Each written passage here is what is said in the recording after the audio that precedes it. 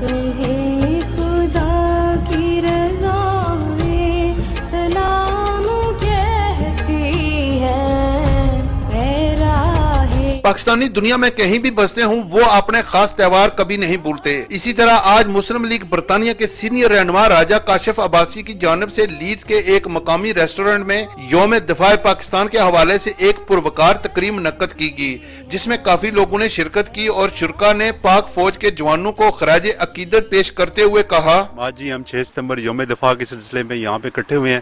بیرون ملک مقیم جتنے بھی پاکستانی ہیں وہ شہیدوں، ان تمام شہداء اور غازیوں کو جنہوں نے جنگ ستمبر میں حصہ لیا خراج عقیدت پیش کرتے ہیں۔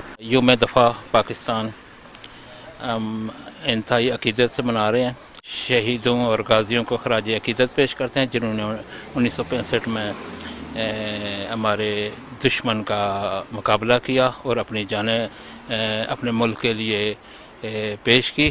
ہم پاکستان افواج کو خراج تحسین پیش کرتے ہیں اور ان تمام شہیدوں کو جنہوں نے جانوں کا نذرانہ دیا ان کے لیے دعائیں مغفرت کرتے ہیں۔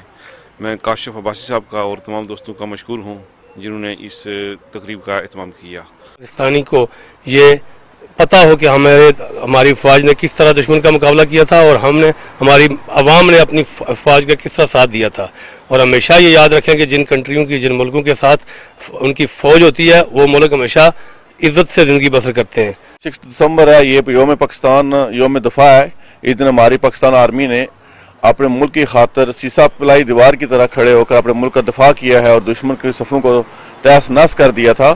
6 ستمبر جو ہے یہ ہمارے ملک کے لیے ایک خاص دن ہے۔ اس دن ہم نے پوری دنیا کو دکھایا تھا کہ ہم اپنے ملک کا دفاع کر سکتے ہیں اور ہم نے دفاع کر کے دکھایا ہے۔ اور میرے لیے یہ اس لیے بھی بہت اہم دن ہے کہ اس دن میرے والد صاحب بھی اپنے ملک کے دفاع کے لیے شریک ہوئے تھے، فوج میں تھے، اور انہوں نے بھی اپنی جان خطرے میں ڈال کر اس ملک کا دفاع کیا۔ تقریب کے آخر میں کیک کاٹا گیا اور شہداء کی بلندی درجات اور پاکستان کی سلامتی کے لیے دعا کی گئی۔ پاکستان زندہ باد، پاک فوج زندہ باد کے نعرے بھی لگائے گئے۔